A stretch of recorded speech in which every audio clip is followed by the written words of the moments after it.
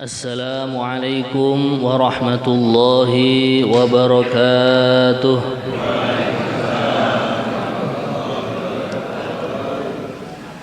Bismillahirrahmanirrahim. Nahmaduhu wa nusalli wa nusallimu ala rasulihil karim wa ala alihi wa sahbihi wa man tabi'ahum bi ihsanin ila yaumiddin, amma ba'd. Alhamdulillah, para rawuh Bapak Ibu sekalian, jamaah sholat subuh di Masjid Al-Aziz yang berbahagia, bersyukur kehadirat Allah. Allah masih melimpahkan nikmat taufik, hidayah serta kesehatan sehingga kita bisa menikmati sholat tarawih, menikmati berpuasa, menikmati qiyamul lail, wabil khusus pagi hari ini bisa berjamaah subuh, dilanjutkan dengan majelis tafsir Al-Quran, majelis belajar Al-Quran, tajwidnya. Semoga semua rangkaian ibadah kita diterima di sisi Allah, menjadi amal jariah yang makbul, amin ya rabbal alamin. Wabil khusus kita selalu minta dan berharap kepada Allah selalu kita diberikan nikmat istiqomah dalam iman dan Islam, serta yang kita minta adalah diberikan wafat dalam keadaan husnul khatimah. Ala hadhihi niyyah wa ala kulli niyatin salihah. Al-Fatihah. A'udzu billahi minasy syaithanir rajim. Bismillahirrahmanirrahim. Alhamdulillahi rabbil alamin. Ar-Rahmanir Rahim. Maliki yaumiddin. إياك نعبد وإياك نستعين اهدنا الصراط المستقيم صراط الذين أنعمت عليهم غير المغضوب عليهم ولا الضالين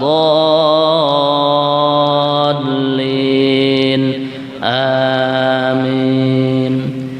Kita lanjutkan pada halaman 61 surat Ali Imran ayat 84 J. A'udzu billahi minasy syaithanir rajim. A'udzu billahi minasy syaithanir rajim. Bismillahirrahmanirrahim.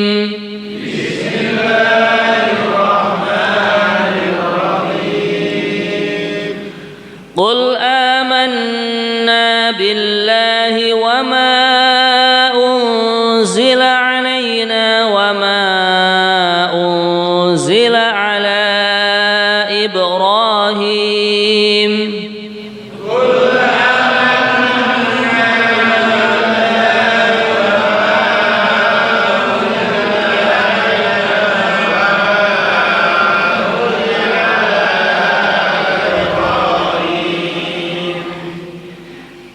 Ini ada mad jaiz munfasil 3 ya. Yang pertama wama, nah di sini 4 harokat, jangan lupa mendengungnya kita tunaikan. Unzila, nah, kemudian yang kedua wama ya, wama unzila lagi, kemudian yang ketiga ala, ini juga mad jaiz munfasil ya, 4 harokat. Qul amanna billahi wa ma unzila alaina wa ma unzila ala Ibrahim.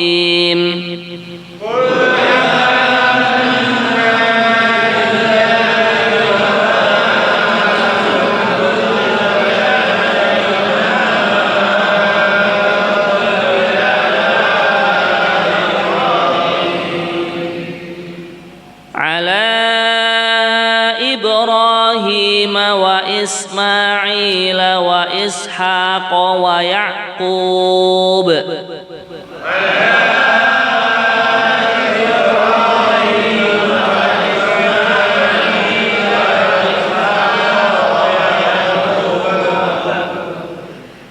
Kalau waqaf pada wa Yaqub, di sini dibaca qalqalah ya. Kita contohkan lagi, yang qalqalah di sini ada 2. Yang pertama Alaib. Nah, ini ba juga qalqalah. Ala Ibrahim wa Ismail wa Ishaq wa Yaqub.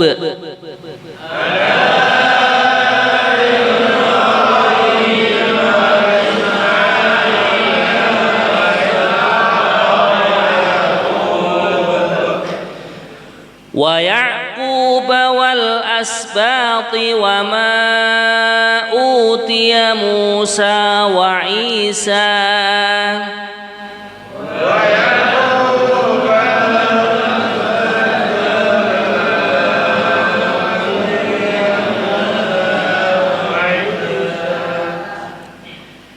Wa Isa wan nabiyyuna mir rabbihim.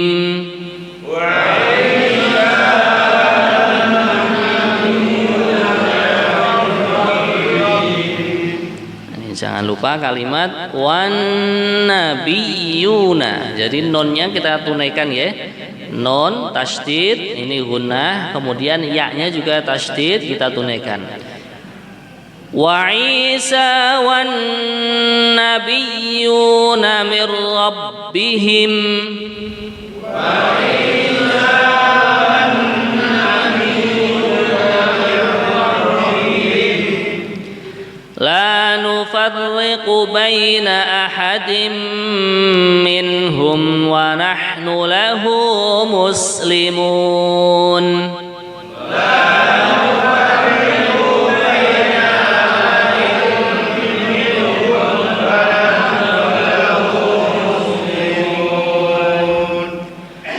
ومن يبتغي غير الإسلام دينا فلن يقبل منه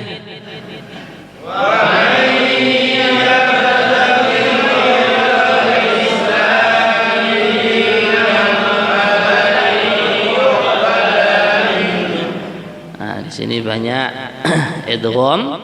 Yang pertama wa may, ya, non mati berjumpa dengan ya namanya idgham bigunnah. Kemudian yang kedua ini ikhfa dina. Nah, di sini kita dengungkan.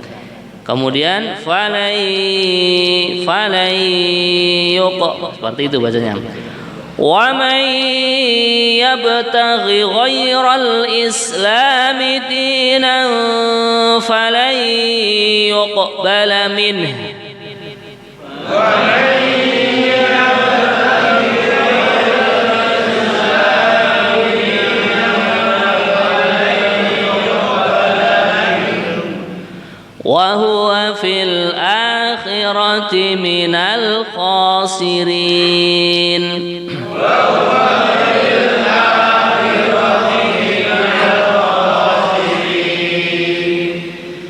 كيف يهدي الله قوما كفروا بعد إيمانهم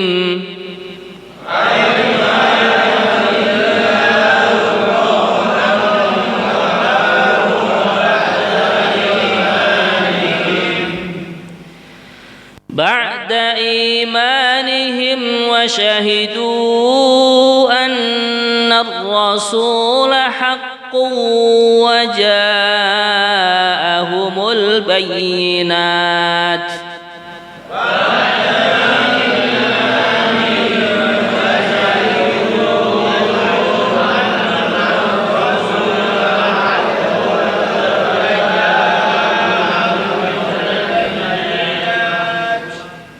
Di sini yang kita panjangkan wasyahidu. Nah, di sini 4 harokat ada majaz mufasil ya.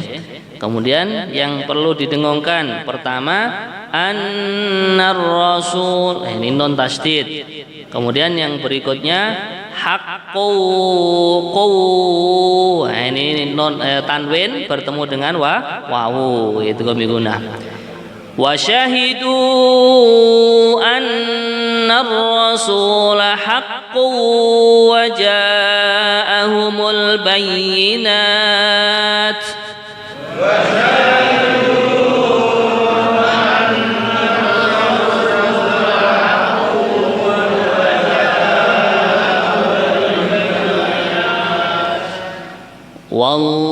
wallahu la yahdil qaumadh dhalimin. Wallahu la yahdil qaumadh dhalimin. Di sini cara mengucapkan dha. Nah, jadi kadang ada orang bilang zolim. Nah ini kurang tepat ya. Nah, tapi yang benar adalah dha. Ya. Jadi ujung lidah ditempelkan ujung gigi thanaya ulya. Kemudian pangkal lidah naik ke atas. Nah, naiknya pangkal lidah ke atas ini termasuk sifatul huruf. Kemudian kalau ujung lidah ditempelkan di ujung gigi yang atas, namanya adalah makharijul huruf, tempat keluarnya huruf.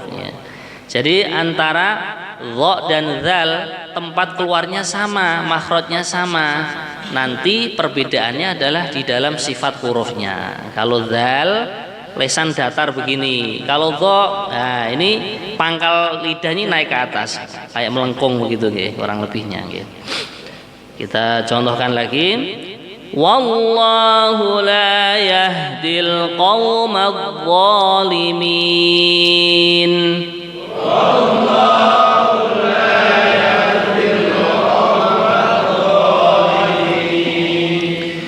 Ulaika jazaohum anna 'alaihim la'natullah.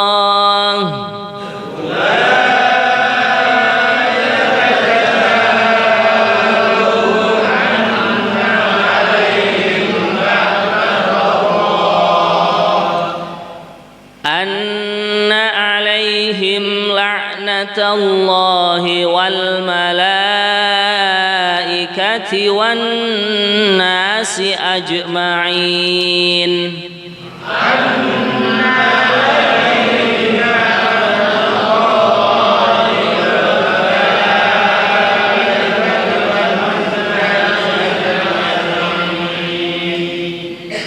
Khalidina fiha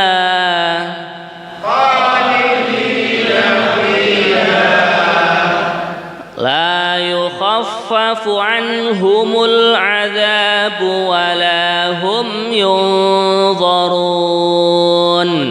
لا يخفف عنهم العذاب ولا هم ينظرون إلا الذين تابوا من بعد ذلك وأصلحوا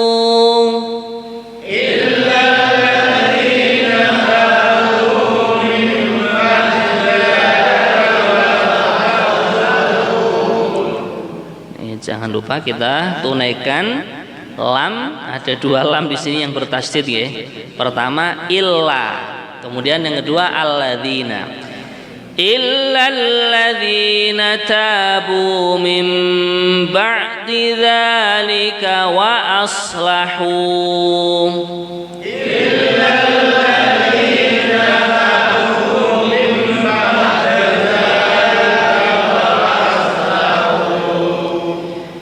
Wa aslahu fa innallaha ghafurur rahim.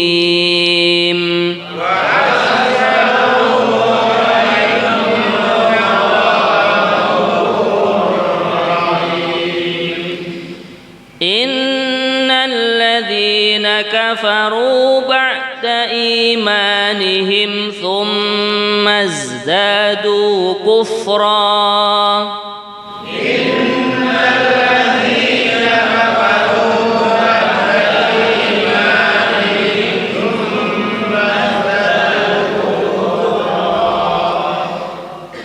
Di sini kita tunaikan nun tasydid adalah hunna. Inna. Kemudian lamnya lam alladzi juga tasydid kita tunaikan. Innalladzina. Mengatakan nggih. Kemudian yang kedua summa. Nah, ini memnya juga tasydid. Ini dinamakan hunna. Kemudian za, thummaz, nah, seperti suara lebah itu, oke. Innalladzina kafaru ba'da imanihim thumma izdadu kufra.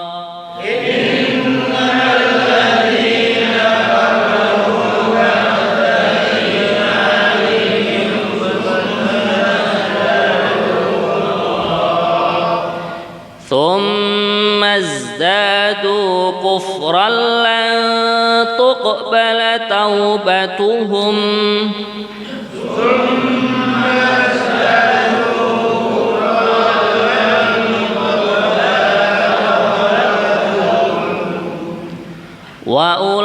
وأولئك هم الضالون.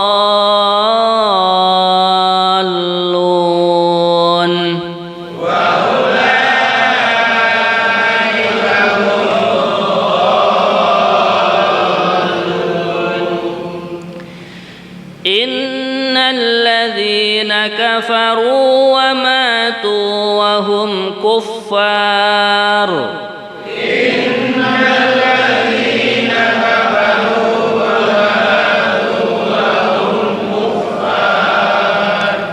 وهم كفار فلن يقبل من أحدهم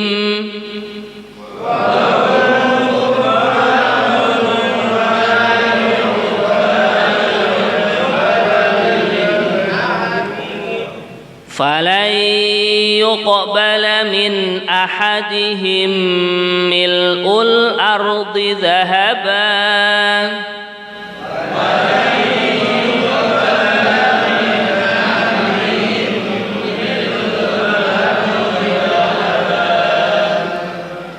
ملء الأرض ذهبا ولو افتدى به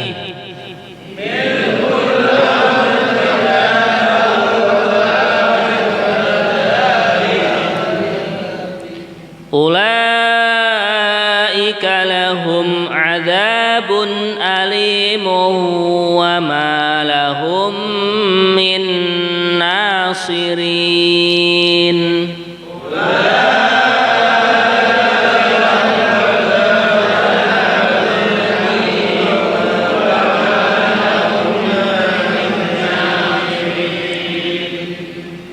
صدق الله العظيم.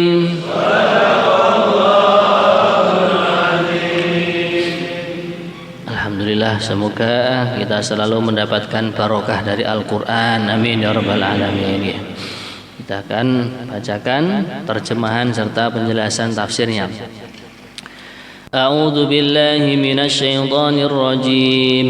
Bismillahirrahmanirrahim. قل آمنا بالله وما أنزل علينا وما أنزل على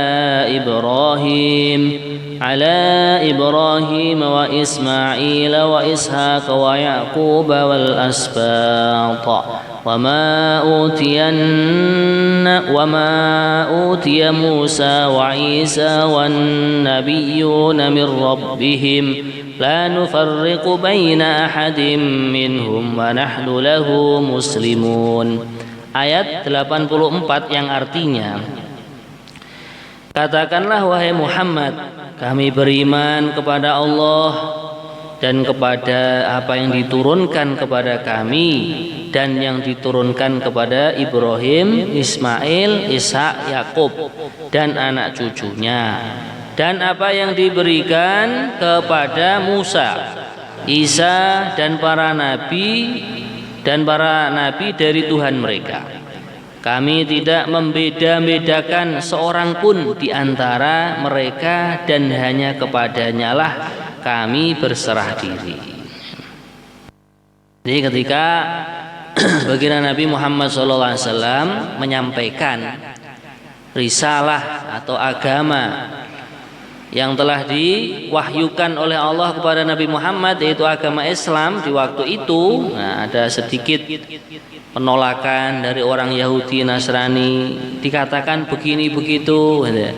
Orang Yahudi, orang Nasrani, kalau orang Yahudi punya kitab namanya Taurat, orang Nasrani punya kitab yang diturunkan kepada nabinya waktu itu yaitu Injil.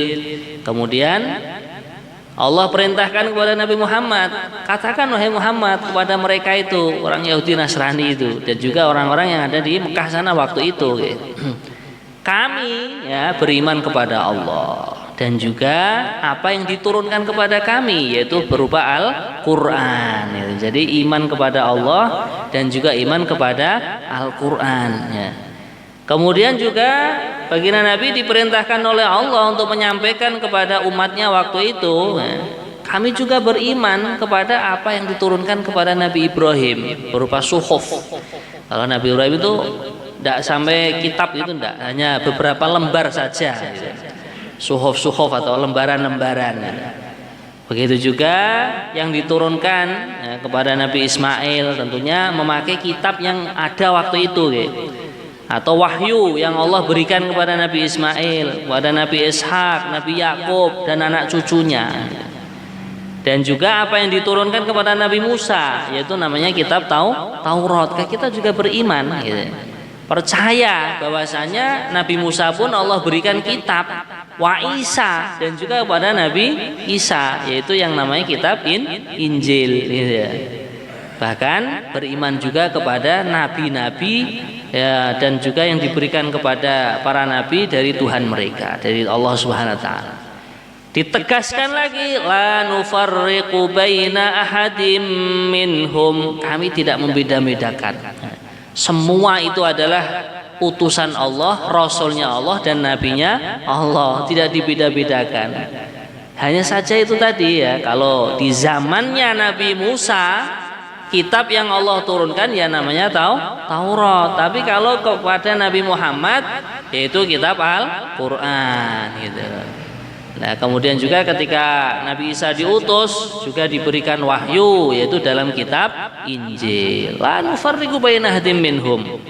Nah kemudian diterangkan lagi, wa nahnu lahu muslimun, dan kami semua hanya kepada Allah berserah diri.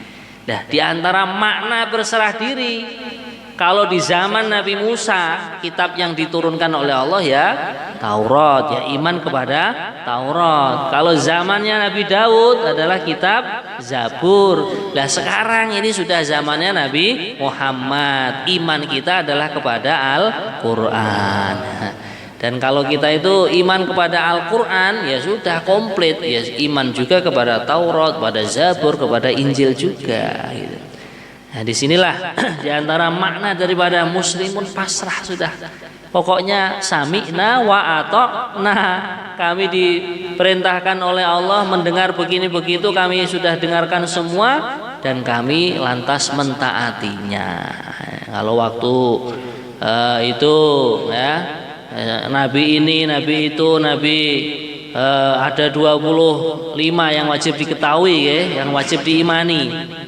Nah ini suruh diperintahkan oleh Allah untuk iman pada mereka pada beliau-beliau, ya iman juga. Nah sekarang kalau sudah diturunkan Nabi Muhammad ya sudah, perintahnya Allah juga kita diperintah untuk pasrah. Nah, sudah pasrah bongkoan. Nah, ini mungkin kalau yang belajar di tentara atau kepolisian ini sudah paham ya bagaimana taat kepada pimpinan gitu. Nah ini Masya Allah doktrinnya itu luar biasa, taat kepada komandannya, kepada pimpinannya. Nah sekarang kalau dalam urusan agama, urusan keyakinan, kita taat kepada yang mulia Nabi besar Muhammad Sallallahu Alaihi Wasallam. Kemudian di ayat yang berikutnya 85 yang artinya, dan barang siapa mencari agama selain Islam, dia tidak akan diterima, dan di akhirat dia termasuk orang-orang yang merugi. Jadi termasuk di sini Masya Allah pembahasan yang sangat penting di sini. Orang kok mencari aturan, din itu diantara maknanya itu aturan ya. Aturan kita hidup, aturan kita lahir, aturan kita meninggal nanti gitu. Aturan ketika bersama keluarga, aturan ketika bersama masyarakat. Nah ini semua sudah ada dalam Islam. Dan nanti akan dikuatkan di firman yang lain, pada hari ini telah aku sempurnakan untuk kalian agama kalian. Ya, maknanya apa? Aturan agama Islam itu sudah sempurna. Baik untuk menata hati, baik untuk menata jasmani, ya, baik untuk menata keluarga, ya, baik untuk menata masyarakat, bahkan untuk menata negara. Itu sebenarnya di dalam Islam sudah ada aturannya. Gitu.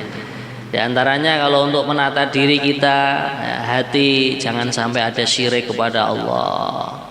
Hati jangan sampai ada yang namanya sombong atau takabur gitu. Hati jangan sampai ada riya, ingin dipandang, ingin dilihat. Hati ditata, jangan sampai ada ujub, berbangga diri. Wah, ini berkah dari perjuanganku, wah ini berkah daripada begini begitu. Itu namanya ujub, bangga diri ya. Cara menata jasmani sudah diatur oleh Allah dalam agama ini. Dari ujung kaki, sunahnya motong kuku dari sebelah mana ya, di hari apa, ini sudah ada aturannya guys, sunah-sunahnya itu. Kemudian menata pakaian, memakai celana, memakai sarung, nah itu sudah diatur. Jangan melebihi mata kaki, gitu. Itu namanya isbal itu, ya. Atau melebihi mata kaki. Ya.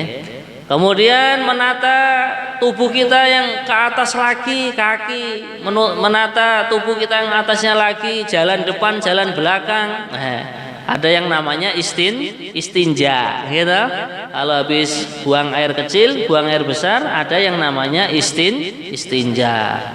Kalau orang sudah menginjak dewasa, kebutuhannya, keperluannya perlu menikah, sudah ada aturannya. Caranya gimana aturannya? Datangi walinya, gitu. Nah, untuk mengadakan yang namanya khitbah atau lamaran. Tidak boleh yang namanya pacaran, gitu. Tapi kalau nador itu boleh. Nador itu ingin melihat wajah atau kedua telapak tangannya calon pengantin perempuan, yang melihat calon suaminya itu boleh, berulang kali boleh. Tapi syaratnya apa? Disertai oleh walinya. Itu mau nador sekali, 2 kali, 3 kali, 5 kali, 10 kali boleh. Asalkan disertai walinya. Nah, itu cara menata jalan depan, jalan belakang kan begitu, guys. Nah, kemudian menata perut. Perut ditata.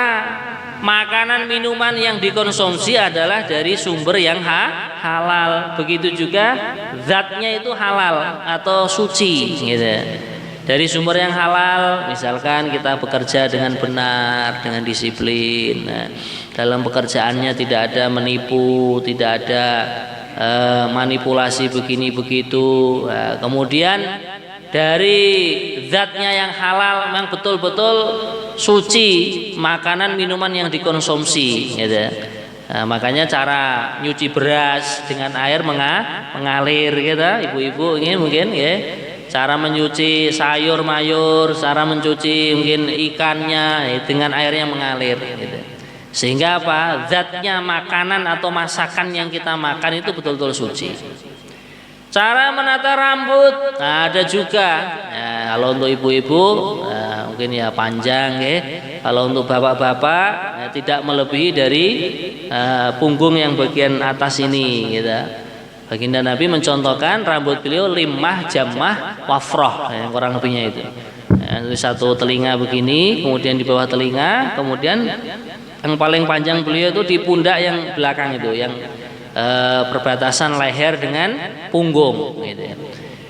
Cara menata kehidupan berkeluarga, masya Allah, di keluarga dihidupkan yang namanya sakinah, mawaddah, warahmah. Lah supaya terjadi sakinah bagaimana?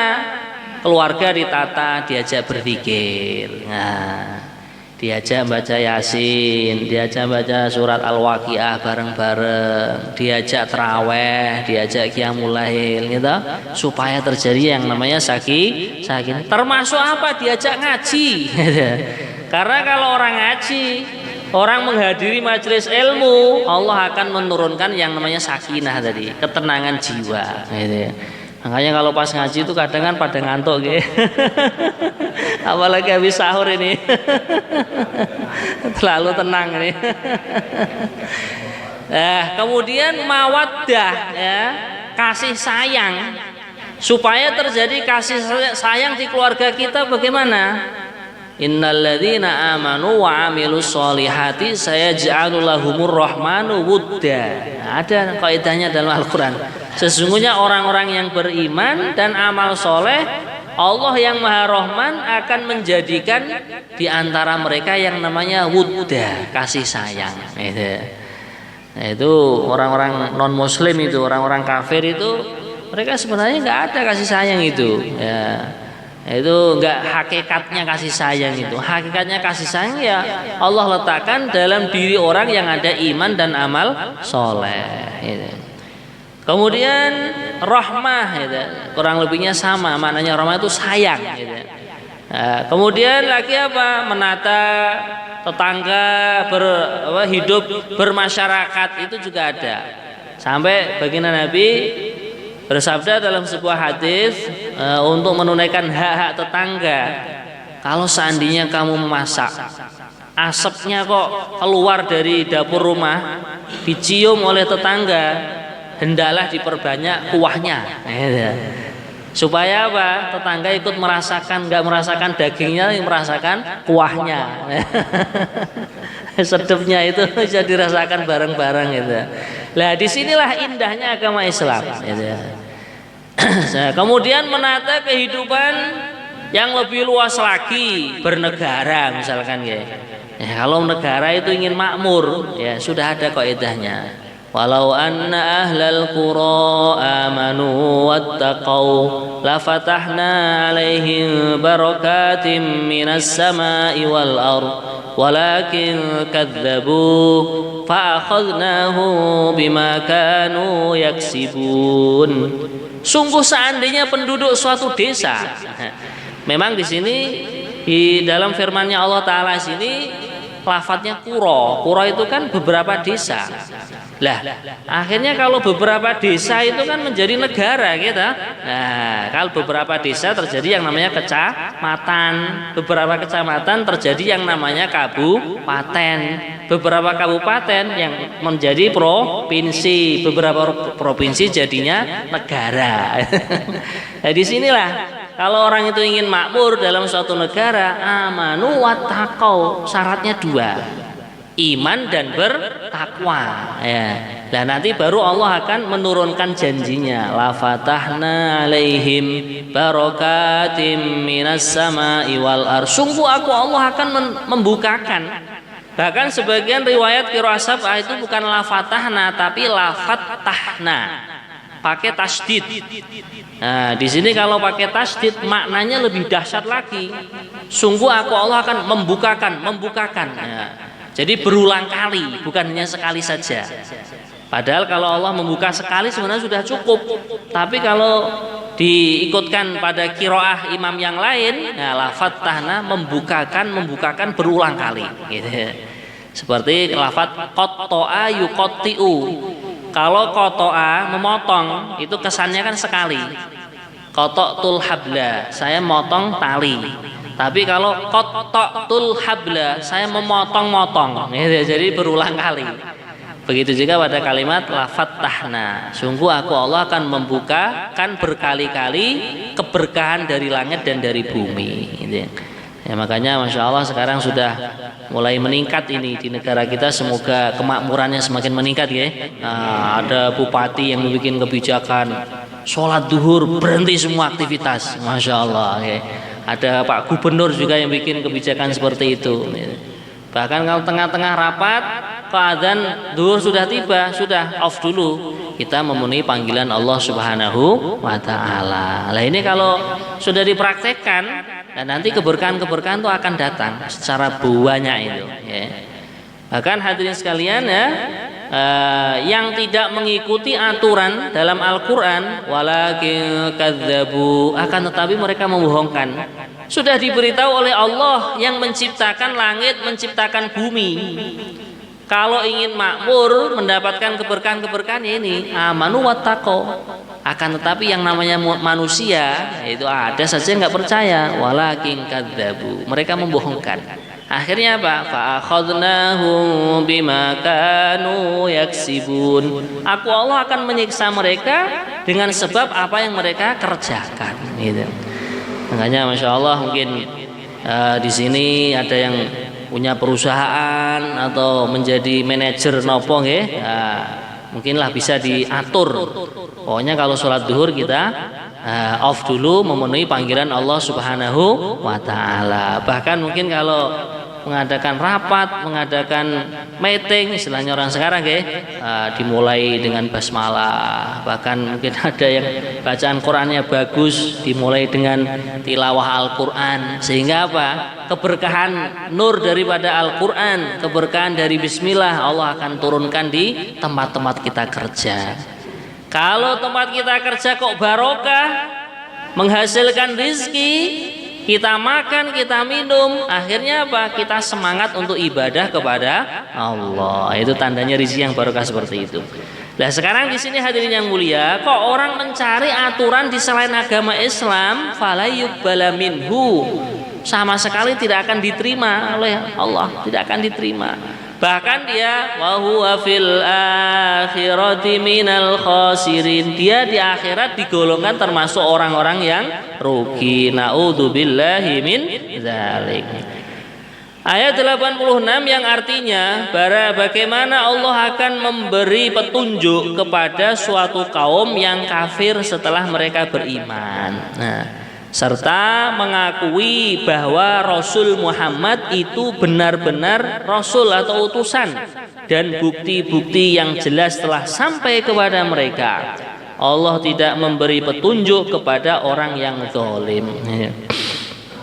Jadi orang setelah diberikan nikmat iman, nikmat Islam, seharusnya apa? Alhamdulillah ala nikmatil imani wal Islam. Ya Allah, segala puji bagi Allah atas nikmat Islam, iman ini. Nah ini kita jaga, kita rawat.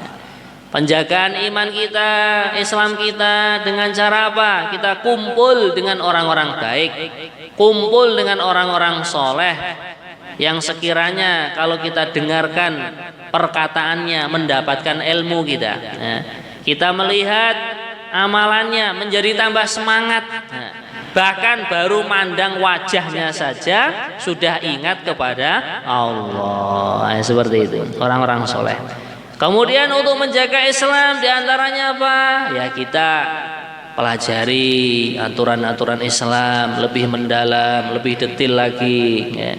Aturan dalam mengatur harta itu bagaimana, ada zakat sebentar lagi ada zakat fitrah, bahkan ini sudah boleh dibayarkan zakat fitrah.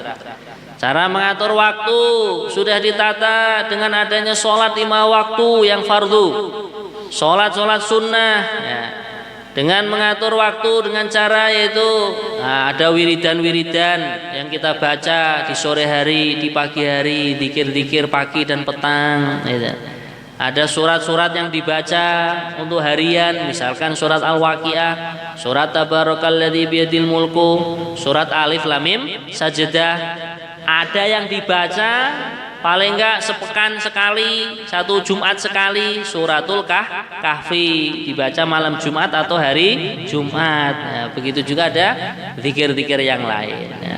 Ini cara menata atau menjaga amalan dalam Islam seperti itu. Bahkan ada lagi kesunahan-kesunahan yang kita kerjakan. Masuk kamar mandi, keluar toilet, masuk masjid, keluar masjid, masuk rumah, keluar rumah, bahkan masuk pasar itu ada aturannya dalam Islam.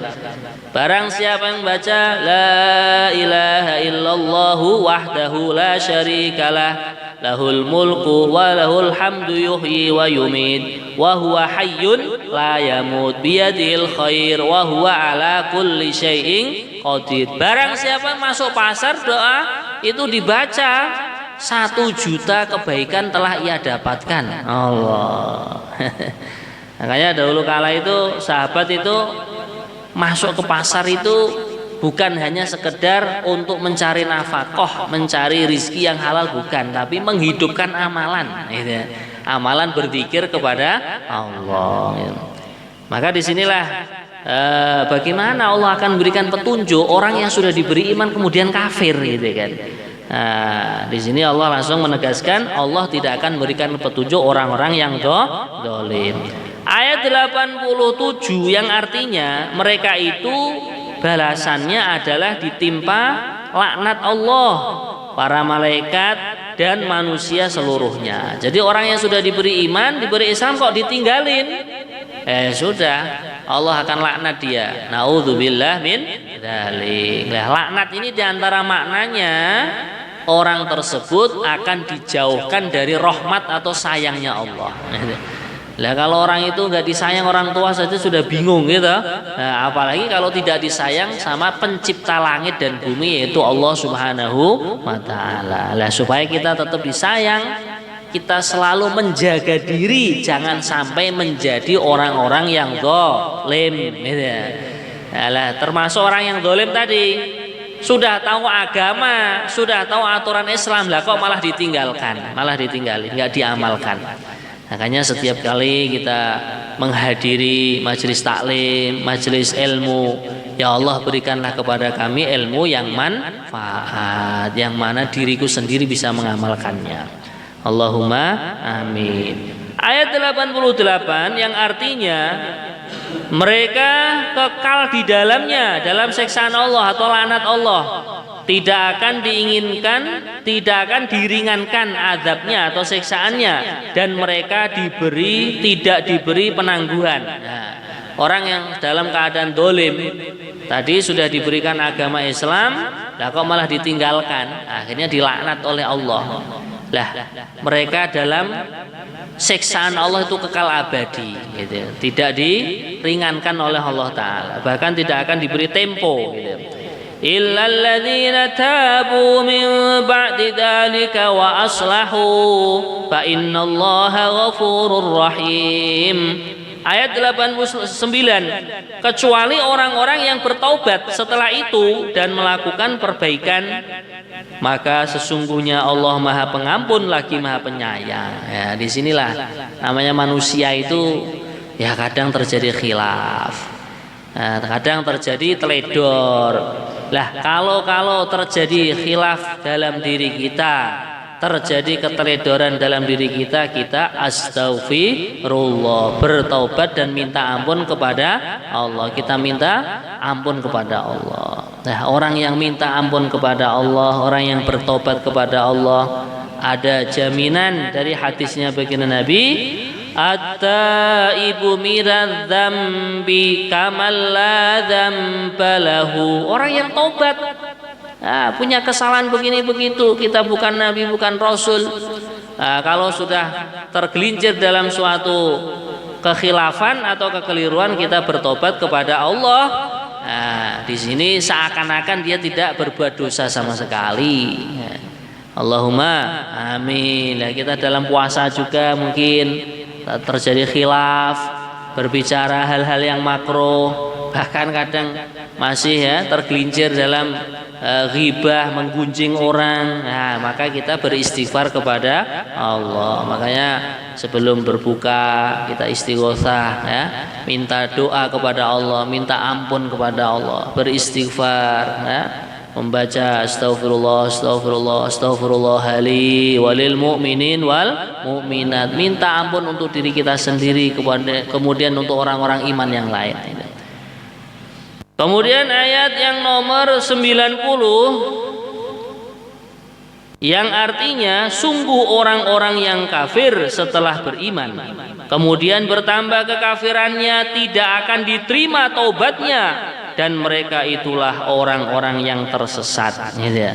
Makanya selalu kita minta doa yang namanya doa hidayah, seperti yang diajarkan dalam doa kunut tadi. Allahumma hdina fi man hadait. Ya Allah, berikan petunjuk kepada kami sebagaimana orang-orang yang telah Engkau berikan petunjuk. Lah orang yang telah diberikan petunjuk oleh Allah yang tertinggi adalah para nabi dan para rasul. Kemudian ketika sholat 5 waktu, kita difardukan membaca atau diwajibkan membaca suratul Fatihah. Di antara isinya suratul Fatihah minta hidayah. Ihdinas siratal mustaqim. Maka betul-betul ketika membaca Fatihah kita resapi maknanya, kita renungi. Ya Allah, Engkau berikan petunjuk kepada kami jalan yang lurus. Lah jalan yang lurus adalah siraton nabiyyin, jalannya para nabi, wasiddiqin, orang-orang yang mantap imannya, wasyuhada'i wassalihin, orang-orang yang wafat dalam keadaan syahid, dan juga hamba-hamba Allah yang saleh. Kemudian ayat yang nomor 91, sesungguhnya orang-orang kafir dan mati dalam keadaan kafirnya tidak akan diterima tebusan dari seseorang di antara mereka sekalipun berupa emas sepenuh bumi.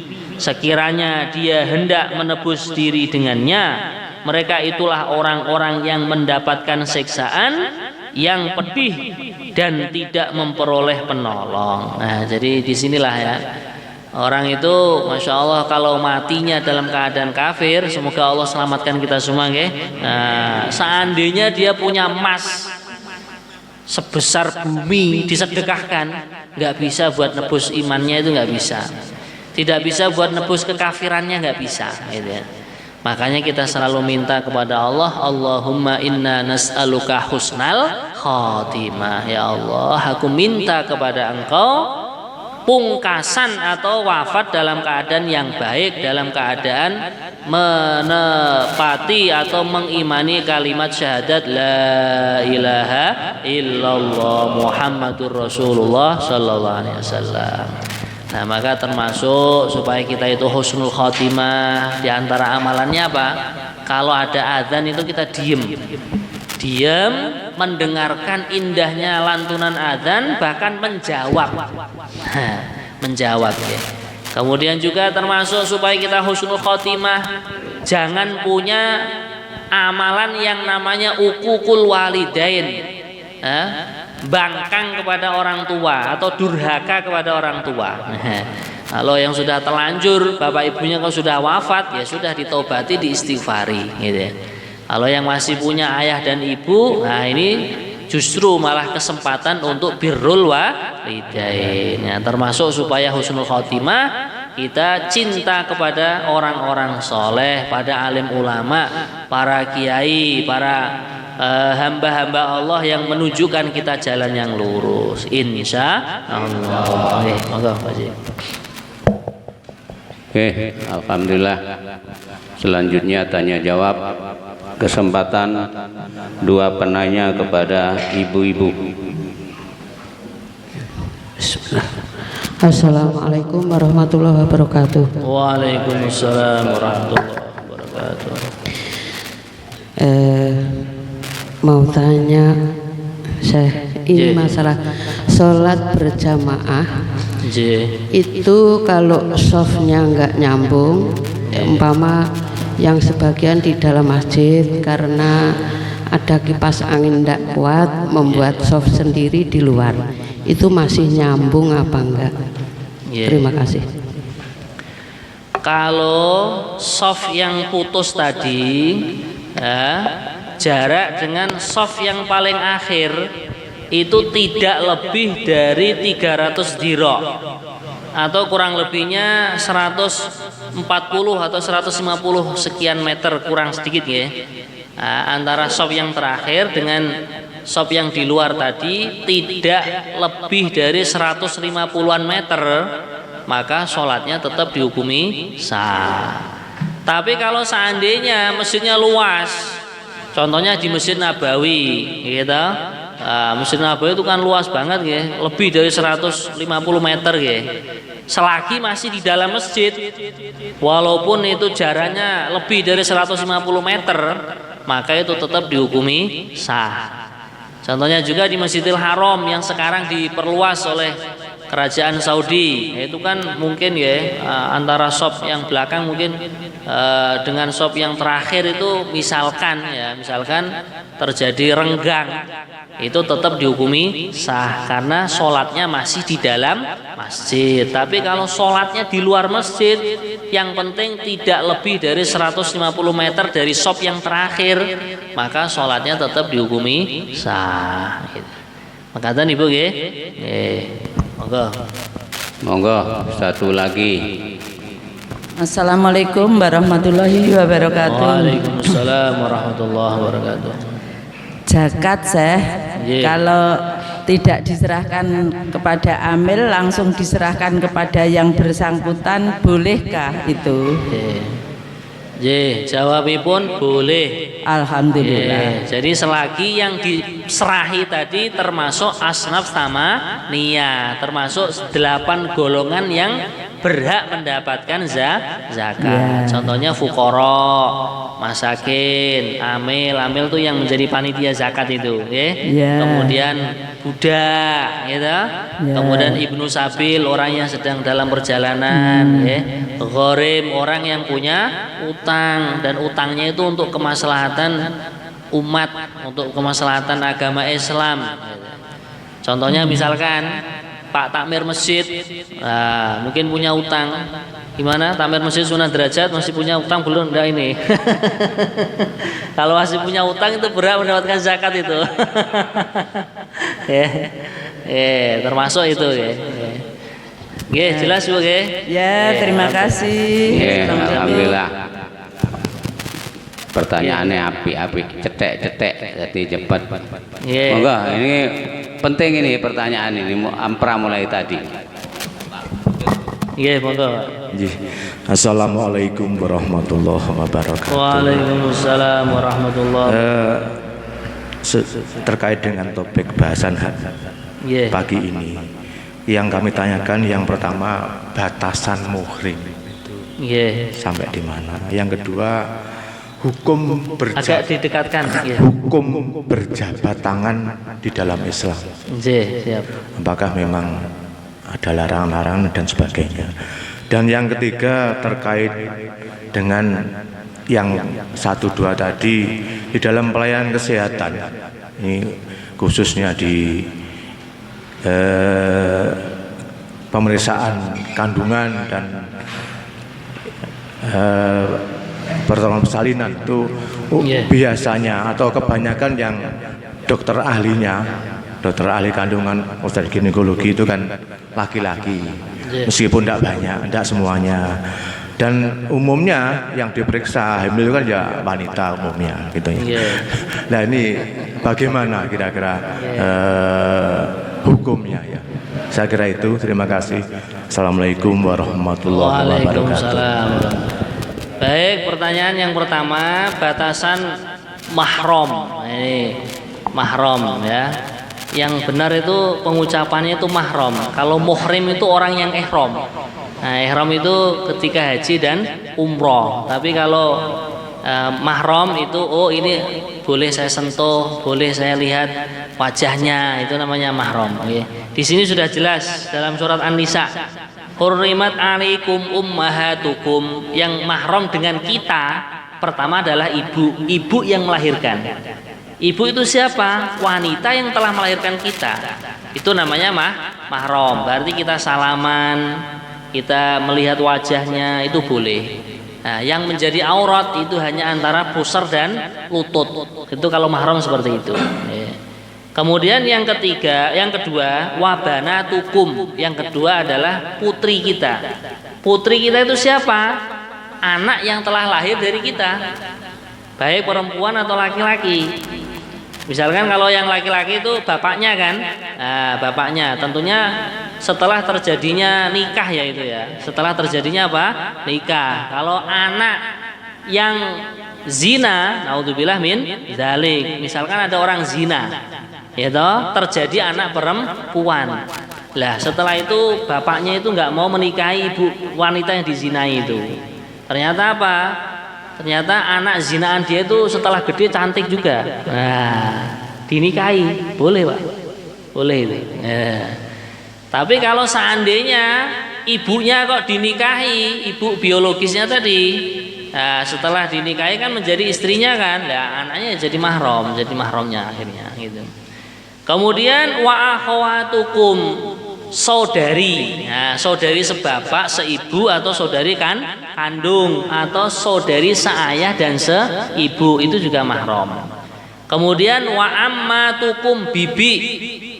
Bibi itu misalkan begini, saya punya bapak, gitu. Bapak saya punya saudari, itulah bibi. Ammah namanya. Lah, nanti ada saudari yang dari bibi yang dari ibu, yaitu saudarinya ibu kita. Ya, saya punya ibu saya punya adik perempuan atau punya Mbak Yu. Nah, itu kan pupuh atau bule ya. Nah, itu juga mahram. Gitu. Di sini bahasanya wa kholatukum. Kemudian yang berikutnya wa banatul akhi, keponakan perempuan dari saudara laki-laki.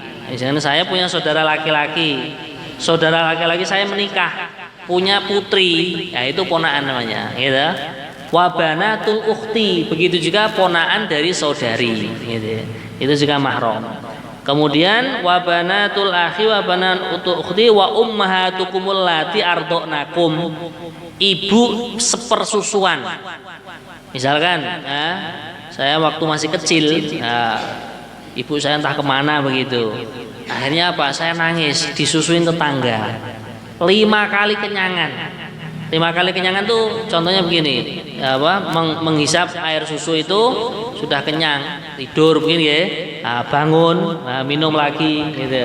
Nah, itu namanya 5 kali kenyangan. Sampai 5 kali itu namanya menjadi ibu sepersusuan gitu. Kemudian yang berikutnya wa akhawatukum minar radhaati, gitu. Saudari sepersusuan.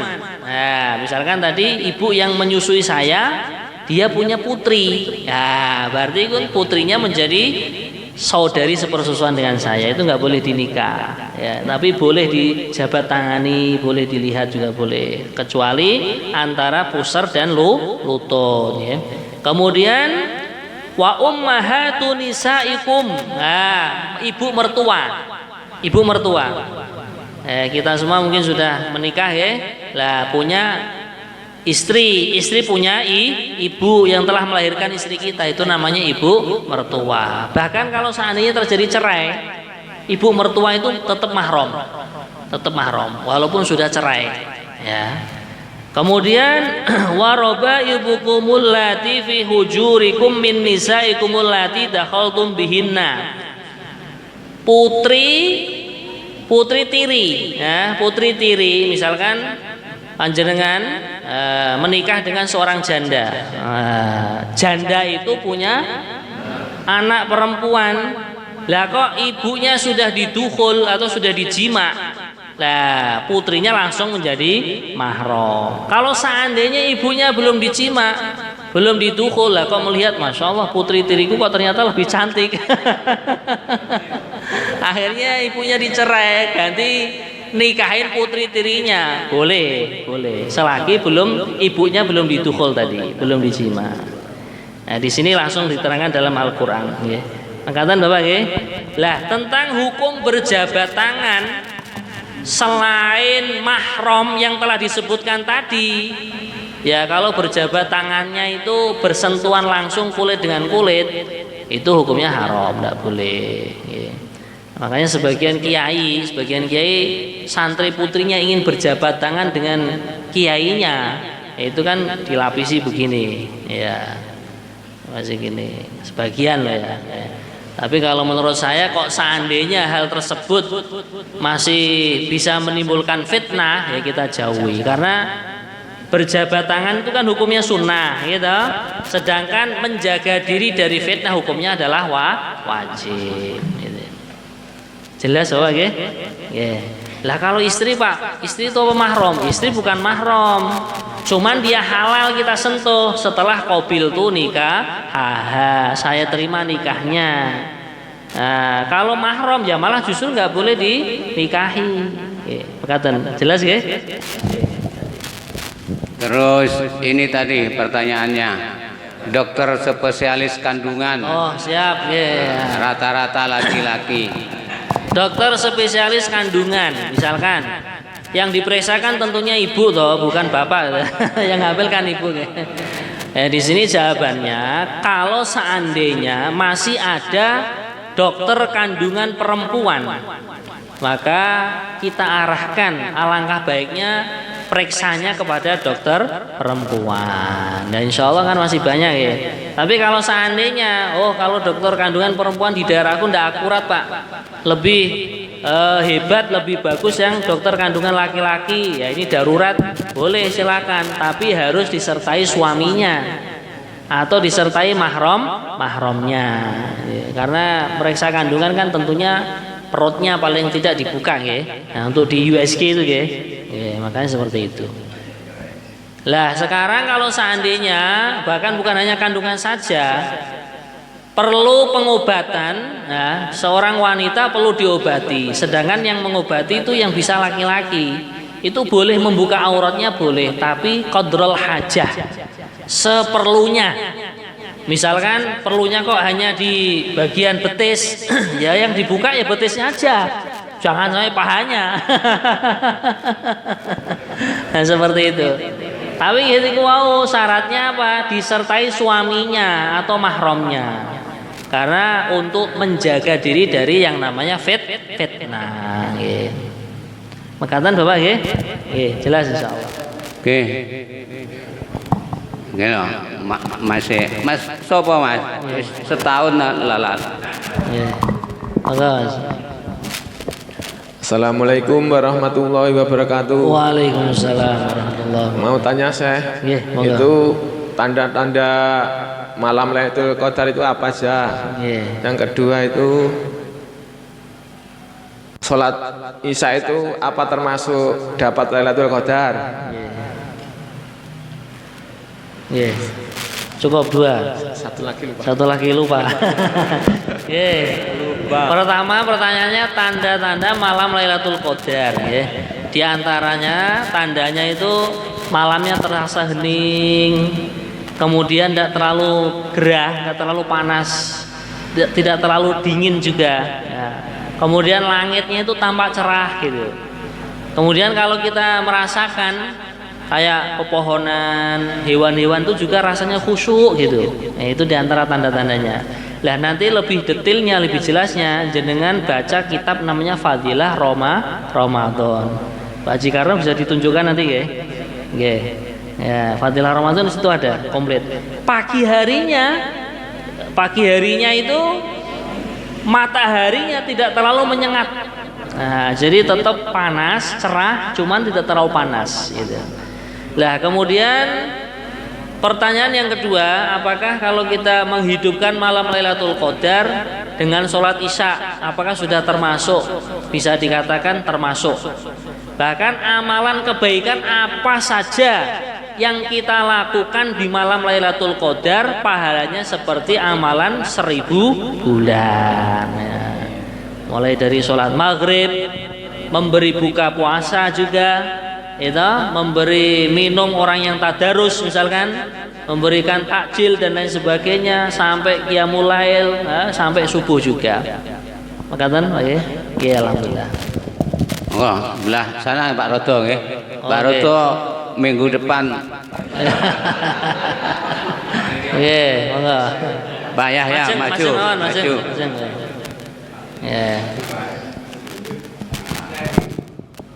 Assalamualaikum warahmatullahi wabarakatuh. Waalaikumsalam warahmatullahi wabarakatuh. Mau tanya saya dua pertanyaan. Satu, kebetulan imam ini lanjut usia. Siap. Ini ngimami tarawih tapi dia tidak puasa. Yang kedua, membaca Quran karena saking lamanya, lalu dia ini capek hanya di batin, baca Quran hanya di batin aja. Bagaimana pertanyaannya? Imami tarawih tapi tidak puasa, ya boleh-boleh saja, asalkan dia wudhu, gitu. Kemudian dia juga termasuk akalnya itu masih sempurna, gitu. Kalau dia nggak kuat puasa kan karena udzur sepuh tadi, nanti bisa diganti dengan bayar fidyah itu. Kemudian membaca Al-Quran dengan cara dibatin. Kalau pakai suara kan capek, mungkin owangnya itu juga capek. Nah, itu juga boleh. Jadi membaca Al-Quran secara batin boleh. Kalau mengeluarkan suara, dia sendiri mendengarkan bacaannya, nanti ada fadilah tersendiri. Gitu. Enggak ya? Cek apa ini? Sah juga ya terawihnya. Sah juga. Kalau imamnya sah, makmumnya juga sah. Ya. Kalau kita cekap untuk kali ini ya. Allahumma arhamna bil Qur'an waj'alhu lana imaman wa nura wa hudan wa rahmah. Allahumma dzakkirna minhu ma nasina wa 'allimna minhu ma jahilna warzuqna tilawatahu ana al-laili wa atrafan nahar waj'alhu lana hujjatan ya rabbal alamin. Subhanallah bihamdihi subhanakallahumma wa bihamdika asyhadu an la ilaha illa anta astaghfiruka wa atubu ilaik. Wassalamualaikum warahmatullahi wabarakatuh.